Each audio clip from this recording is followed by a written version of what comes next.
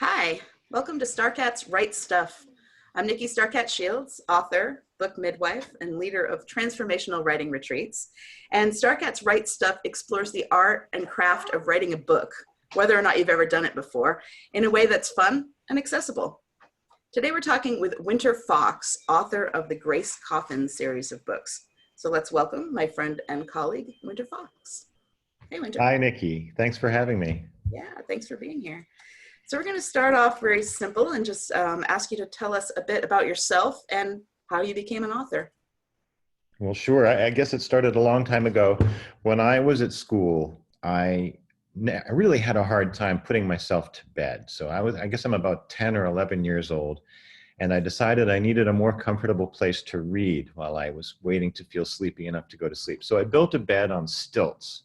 It was about 5.5 or 6 feet tall on 2x4s, and I built a reading nook with a beanbag chair underneath.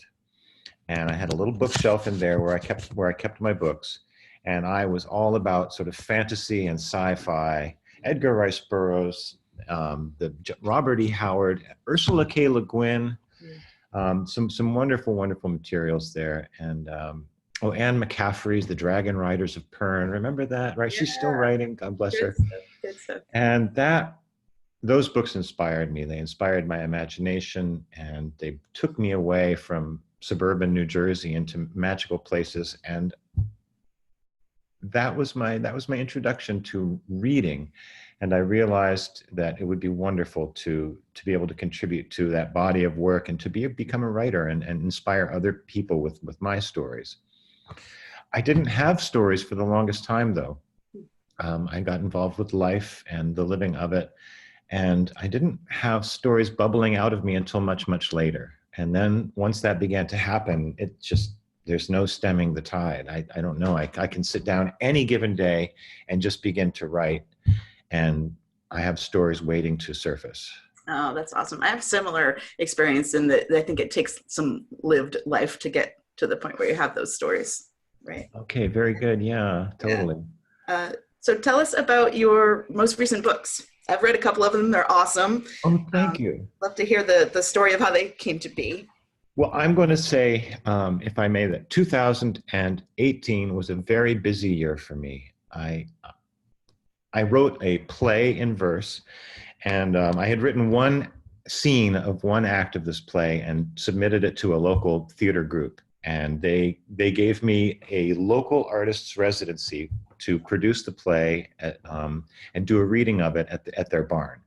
And I had 2 months to write an entire play in verse. And so I just jammed it and pulled it together. And I also produced, cast, directed, and costumed the play.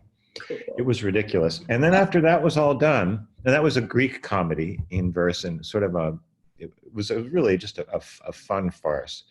And after that was done, we became distracted as a nation with the Kavanaugh Supreme Court judicial hearings. Mm-hmm. And I was very moved by this and by Professor Blasey Ford's testimony.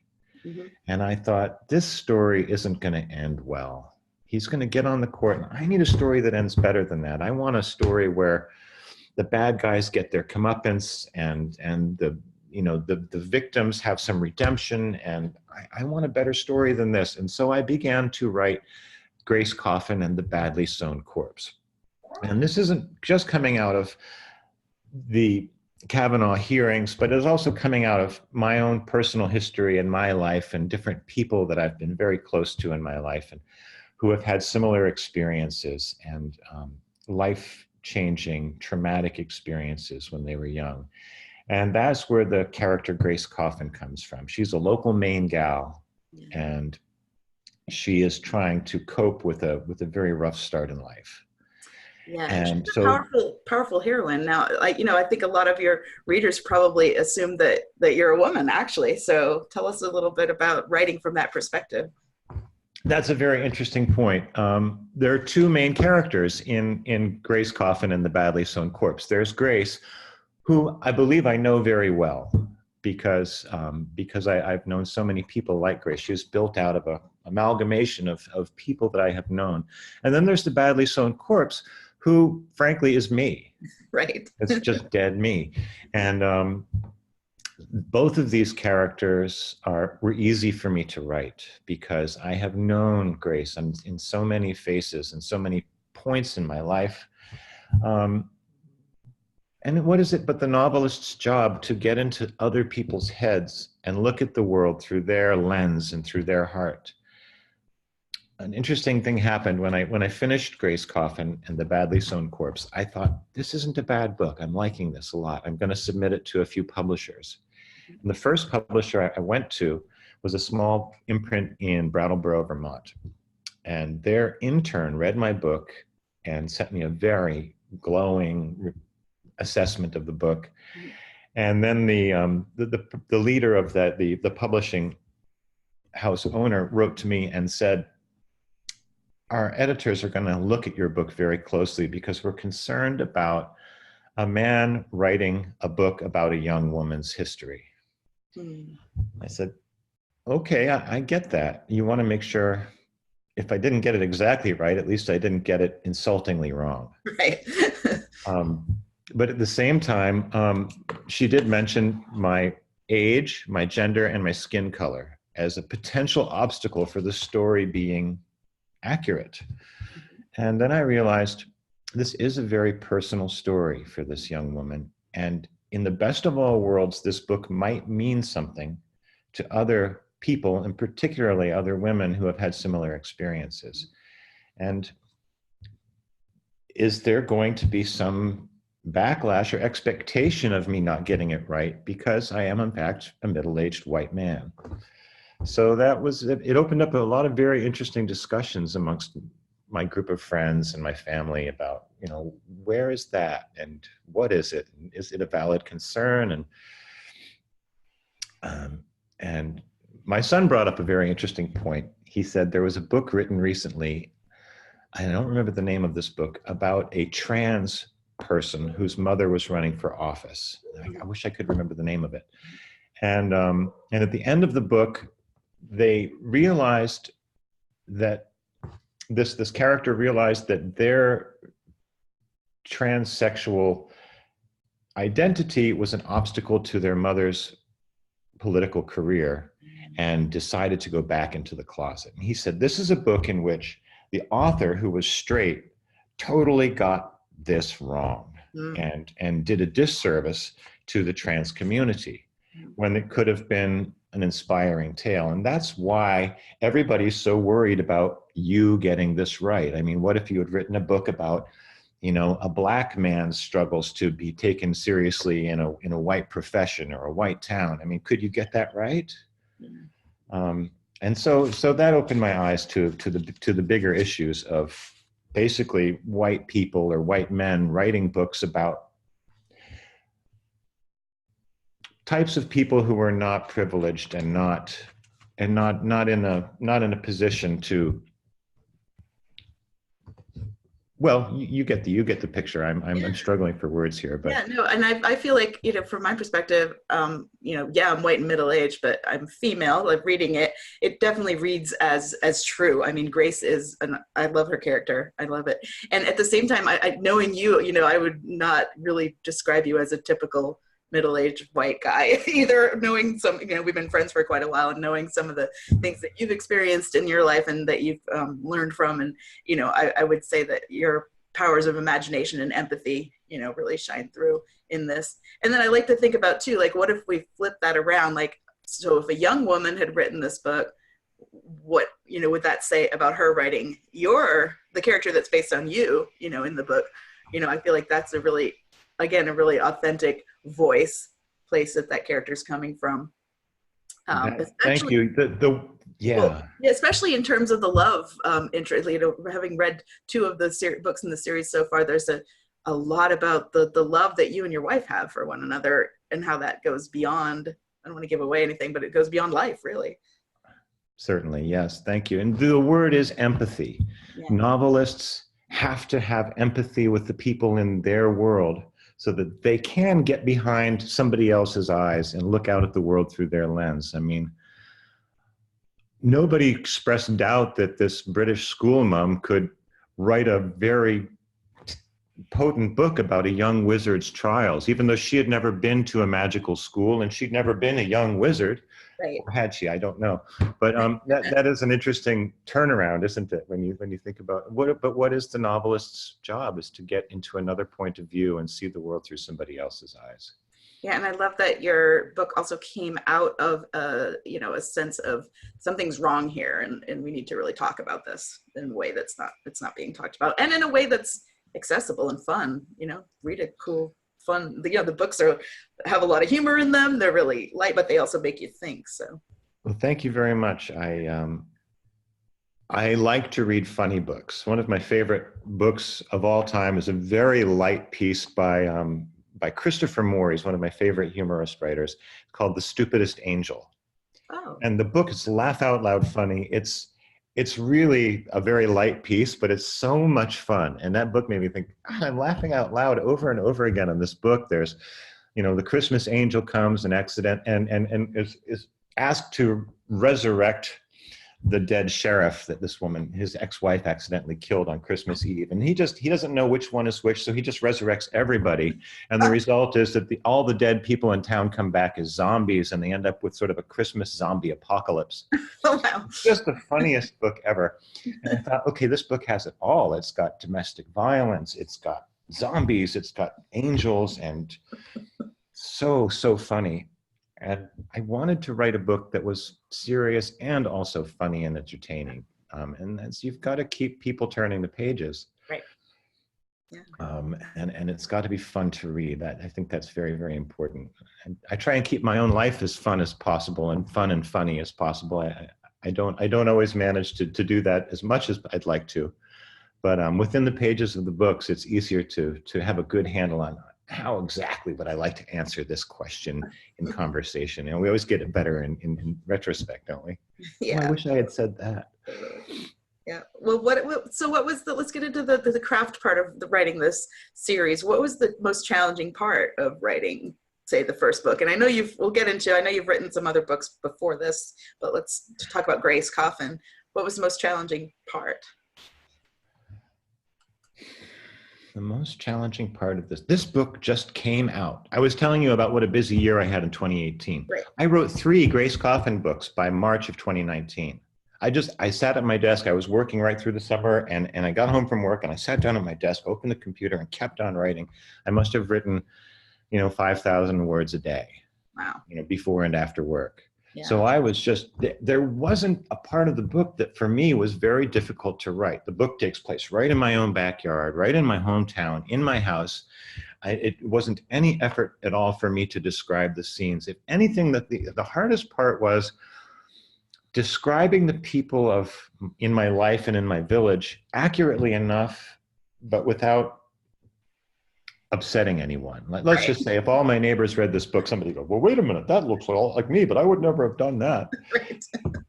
So I had to wrestle with that, deciding which names to use and which names to change, which situations should be kept as they are and which ones should be fictionalized. There was certainly, because this book is so close to my own life, I had to make a lot of decisions like that. Yeah, that's interesting. Have some of the people read the book?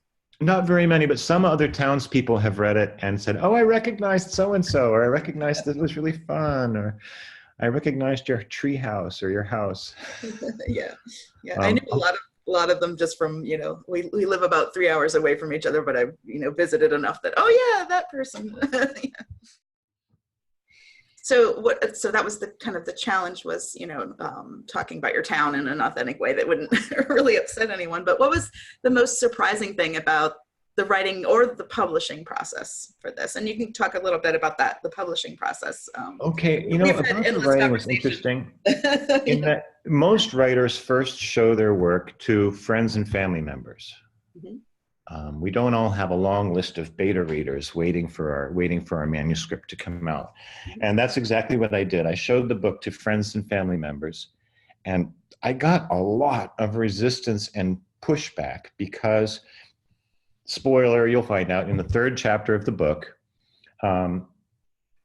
my wife and I die in an automobile accident caused by a neighbor who is driving along, texting while he's driving. And some of our friends and family members got to this scene and went, I can't go on. Mm. I know these people and I know they're not dead. And this is so uncool. He's killed himself and his wife. And I can't. In My chapter son is 3. certainly in that category. He couldn't read the book. A lot of close friends just can't get past that. So that was a real surprise to me. I'm like, okay, it's a work of fiction. Kind of, just treat it as such. So there was this enormous pushback, and I began to dread, oh my God, this book is dead on its feet. I can't even get my family members or close friends to read it. Yeah. But then a couple of people began to read the book who had no idea who we were, Mm-hmm. such as this intern from the Green Writers Press. And I realized, all right, I've got to get this book into the hands of some other people who don't know us or me at all, and have a fresh look at this. Is there another take on this? And that's when I began to realize that the story probably had merit and was readable and enjoyable. And that has played out, in fact. So that was a real surprise to me. You put yourself dead in the book and people go, I don't want you to be dead. I guess the publishing process, so I want to go into that a little bit. You and I have had a lot of conversations about this. My first book, I went with a publisher, and then after that I've chosen to go the self-publishing route. And when we first were talking, you had some earlier books that aren't related to this series that you were shopping around to different publishers and wanted to go sort of a more traditional route, and now you're self-publishing, Grace. So how did this evolve? Well, there were a couple of facets there. I did get some interest from that press in Vermont about my book, and they totally were pursuing publication. And finally I said, hey, I haven't heard from you guys in like 2 or 3 months. What's our process at? What's going to happen? And they emailed me back and said, we like the book. We're still reviewing it. And we'd like to publish Grace Coffin in the spring of 2021. And I wrote her back and I said, I've written 3 Grace Coffin books this summer, and there is no way I am waiting in 2 more years to see the first one reach print. And it's very timely right now too. I mean, right. I said, can we expedite? Yeah. And they wrote me back and said, we're just not a big enough press to work like that. Wow. And at the same time, we have a good friend, Christopher Smith, who is now a best-selling author with ridiculous success. He's sold over 50 million ebooks in the last 10 years. Awesome. And Christopher Smith is he's a humble boy from Brewer, Maine. Grew up right down the street from my wife. And he somehow managed to master this online self-publishing format. And he suggested to me, you've got to take this course. And it was Mark Dawson's Self-Publishing Formula 101. Mm-hmm. And I looked at it, I'm like, $650 for this course. And I've got covers to produce. I've got advertising to pay for. How am I going to justify this? And he said, trust me, you can't justify any other expense related to your book until you have taken this course and mastered the material. Mm-hmm. And I took the course, and over again, people within the course had their testimony saying, I want to buy my book back from my publisher so that I can publish it myself. I'll make so much more money doing it this way. And so that was really the process of my decision. I realized how slow it was going to be to publish traditionally, and I was going to get a lowball offer for the books. And I decided, that's it. I've got to bite the bullet, figure this thing out, and do it myself. That's awesome. Yeah, part of my decision-making process is really with a small to mid-sized publisher, which was what I had for my first book. You are, asked to have your own author platform. In other words, your own audience that you've built up. You're asked to do a lot of the promoting and marketing on your own. And then you're getting a very tiny amount of the profits, if any. And so it's like, well, if I'm going to do all this on my own anyway, might as well, Do you still have that first book with that publisher, or have you gotten it back? No, it's still with them, but it's a book of essays, and it's about a very niche kind of audience for that. So what I'm planning to do, I'm working on fiction now myself, and I'm planning to actually publish in 2021 myself, but have those books already written and ready to go. So I'll have the series, kind of like you've done. Mine haven't come at quite as quickly, but they're still emerging. So yeah. Wow. So and it's such a different publishing world now than it ever was in the past. I mean, 15 or 20 years ago, we couldn't be doing this probably. We didn't have the platform to Yeah. publish on Amazon. Yeah. Yeah. So I jumped the gun, and last November I put out an early version of Grace Coffin and the Badly Sewn Corpse. Let me just run and fetch that real quick because Okay. I want to show you a before and after.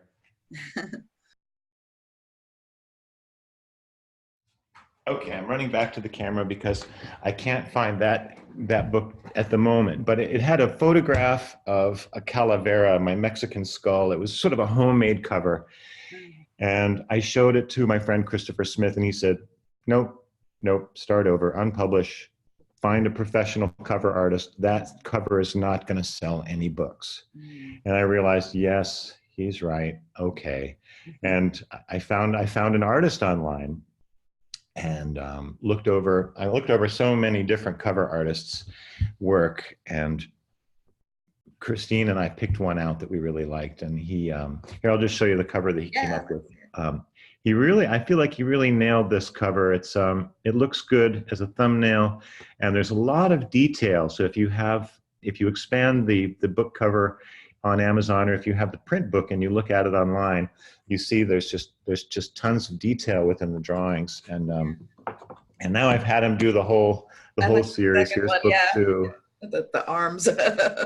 Yeah, it's so hiring the cover artist was expensive. I've spent $600 on each cover. Mm-hmm. Mm-hmm. Having said that, I can't imagine doing the work that he did for $600. Yeah. You know, the 30 emails that each cover required for us to shoot ideas back and forth. And yeah.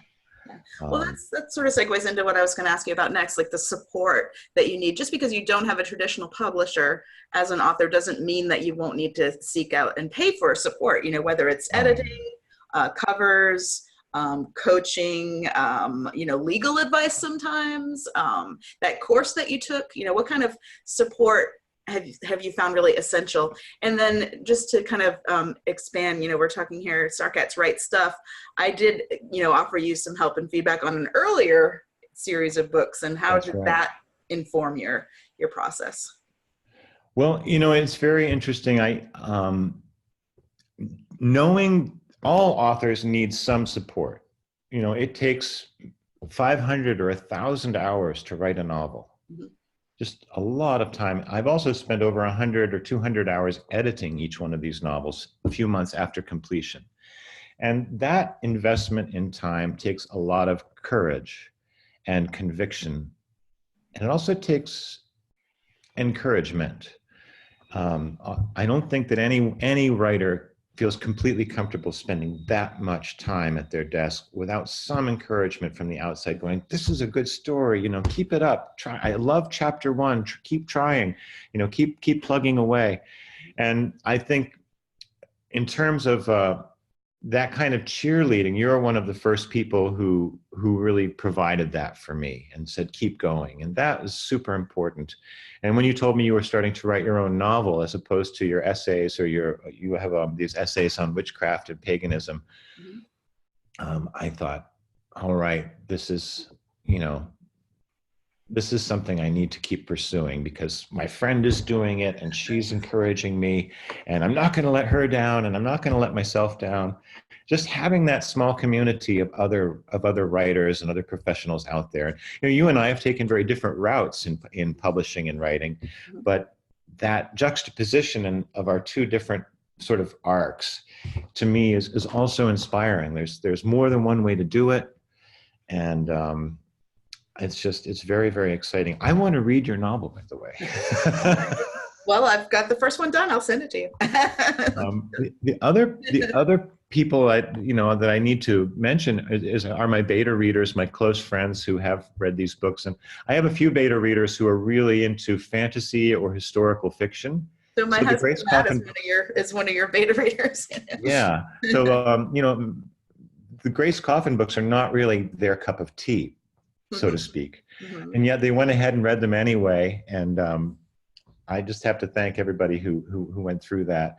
My mother went to Scripps College, and she became a really great copy editor and did that professionally when she was at university later on. Mm-hmm. And while her tastes for copy editing are a little bit antiquated. Use of commas, use of before and after and or before and after but, those no longer are quite as strict as they used to be. It's really great to have somebody who knows the very strict use of the language, and then to understand when I'm varying from that for whatever reasons, usually within dialogue. So having somebody on your team who's a very good copy editor is super important. It is, yeah. Whether you Readers have know someone in your life like you do, or if you need to hire someone, that's an investment that's very worthwhile. Yeah. I don't think we all have mothers who are as astute as mine is in the copy editing thing, but you can certainly hire somebody. Christopher Smith suggested I hire Kirkus, who not only does paid reviews, but they do copy editing and proofreading for you. But their fee is, I think it's 3 cents a word, which makes my novel about $3,000 to proofread or copy edit. And that was just not within my budget. Yeah. And I have 3 books to do, that I can't do that. Yeah. Well, I would love to have them be able to be able to utilize them for proofreading. I just couldn't justify that expense. Yeah.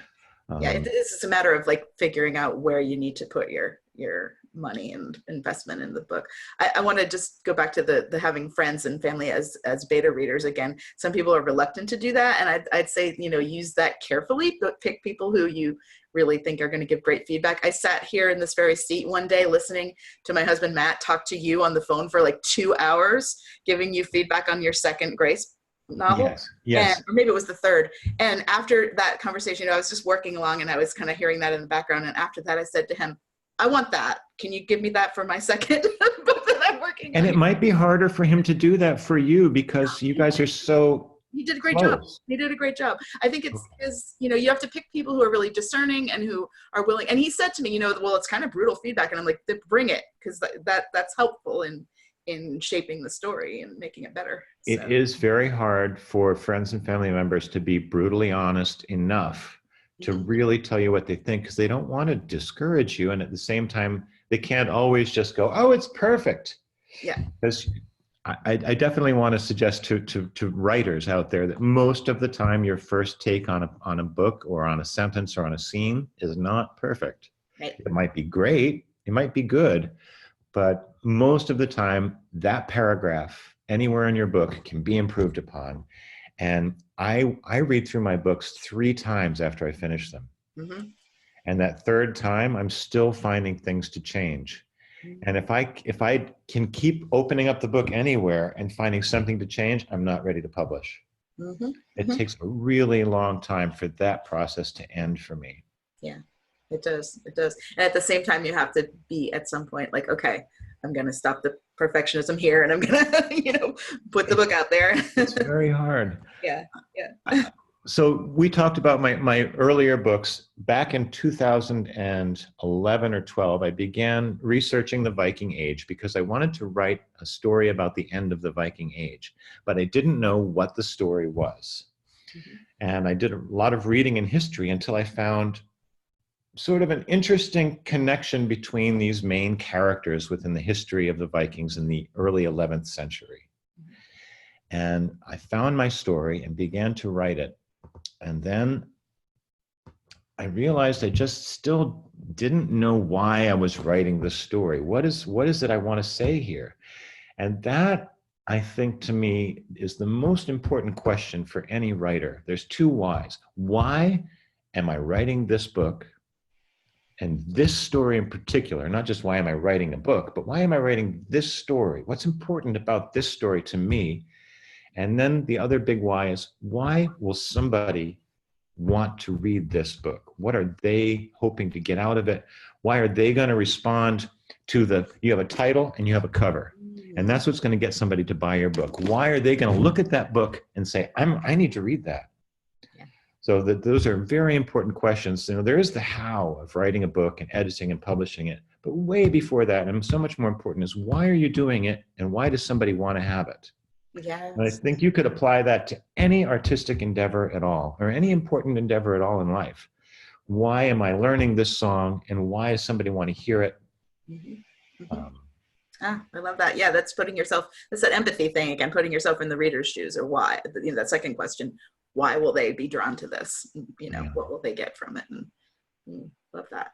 So earlier on, you talked about what you like to read as a kid when you were sitting there in your reading nook.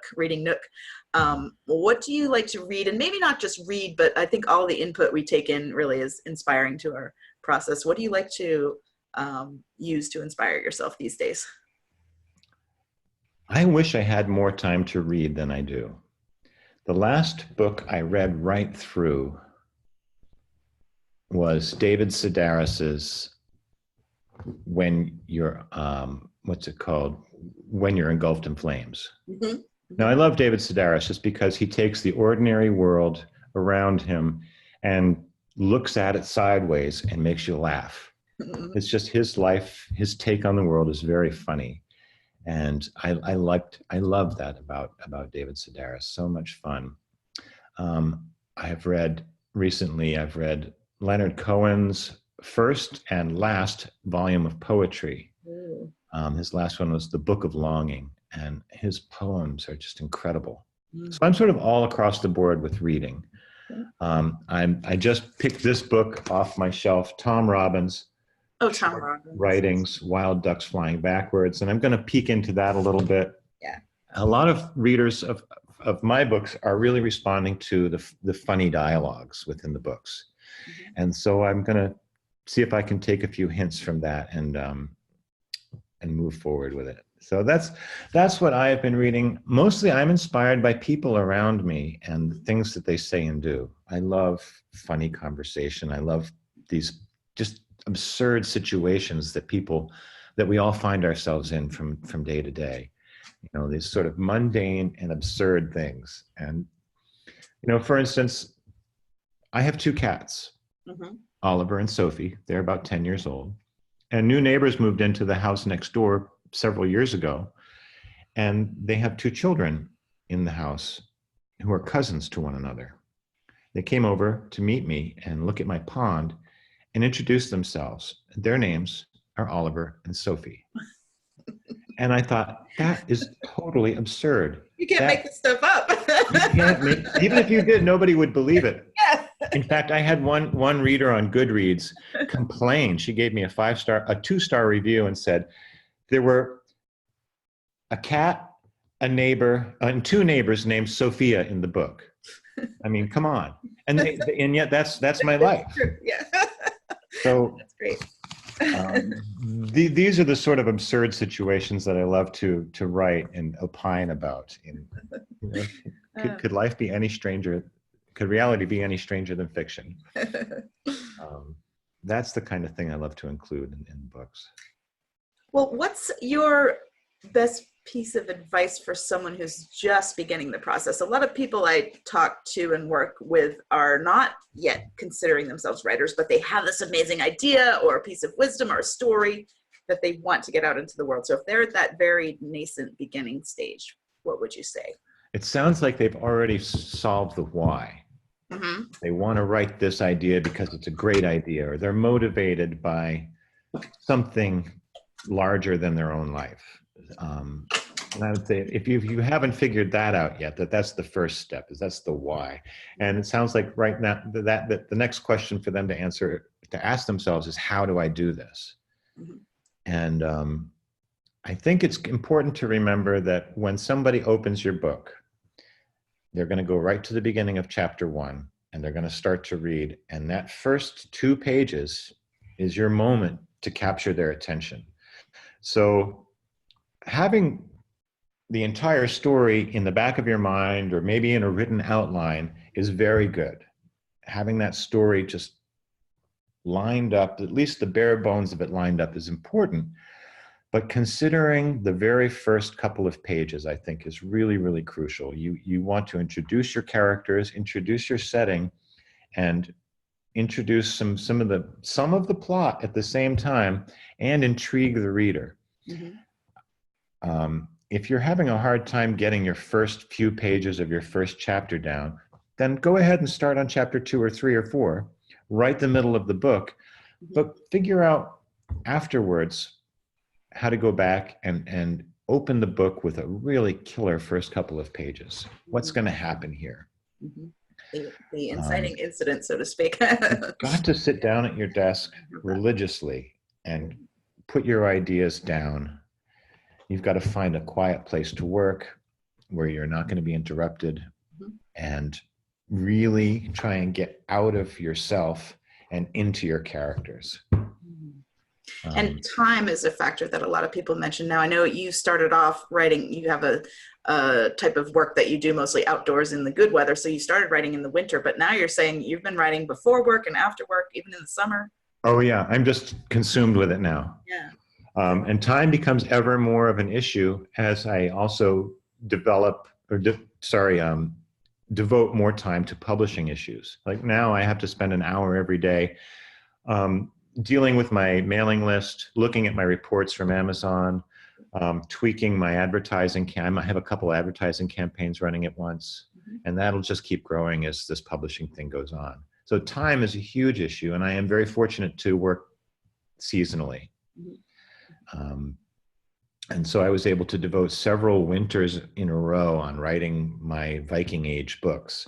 Now, I had a hard time publishing those traditionally, and I've decided to shelve them for a while and write books that I thought might be immediately more accessible and popular publicly. But having said that, I am going back to Flight of the Wren, and I have been doing that this week, going back and reading through it, going, okay, I've edited 2,000 pages since I've written Flight of the Wren. Yeah. How does it read now? And I'm certainly making a lot of changes, but I'm also realizing that the story does have more merit than I would have guessed 7 years ago when I began it. I like the story, but it's all going to take time. Time, yeah. Having had some people, I've had strangers read my books and love them though. And that is for me, all the encouragement that I need to devote more. I'm cutting into my television time. I can give that up. Right. I can stop watching. I've stopped watching the Red Sox on baseball. You've got to make time and carve it out and decide what's important. And as much as I love watching baseball, it's not as important to me as producing books that are meaningful to other people. And there's always that sort of thing that you can give up. I mean, I often talk about, TV or even as a bookworm, your own reading time. You said you don't have as much time to read as you'd like. I have given up a lot of my reading time. Yeah. So it's important. That's a tough one because our reading totally informs our writing style. It does. And it's hard to give that up. But every time I open somebody else's book and I read like more than 10 pages, I'm thinking, I've got work to do. Yeah. So I love to read, but I guess I like writing more. Writing to me is more fulfilling and more important. And if I've got 2 hours in my day to either do one or the other, I've got to write. Yeah. Love it. Well, thank you so much for talking with us. Where can people find you and your books? Okay, great. Thank you for asking. Yeah. I have a website, www.winterfoxbooks.com. And I have a Facebook page, Winter Fox Books. And then I have an Amazon author page. And having said that, I would like to parenthetically add that anyone who is writing and hopes to publish or self-publish needs to have all three of those things and more platforms. You need a website, you need an author page on Amazon, and you need a Facebook business page to use as your platform. So those, winterfoxbooks.com on Facebook, and Grace Coffin and the Grace Coffin series on Amazon. Right now I'm exclusive to Amazon, but later on I'll go wide, as they say, and do iBooks and other platforms as well. But I'm just trying to take little bites at a time and a few baby steps, and here we go. All right. Well, all of our viewers, I highly recommend these books. They're excellent. And leave a review for Winter Fox. That's another thing that's essential for writers is reviews. Thank you so much. Nikki, it's been great to chat with you today. I want to thank you for including me in your author series. All right. Well, thanks for being here. I appreciate it. My pleasure. Goodbye, everyone. Thanks for watching.